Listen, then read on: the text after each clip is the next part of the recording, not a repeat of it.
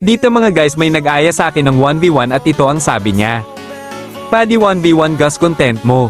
Dahil nga mabait tayo sinubukan ko kung malakas ba siya mag-gas pero sa hindi ko inaasahan ganito ang mga nangyari.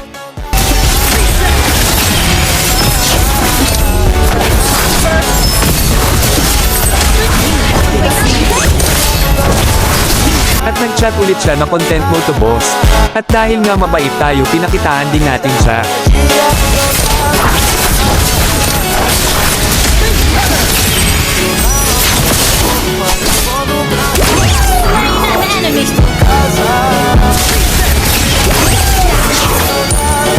At dito napachat na lang siya ng chamba.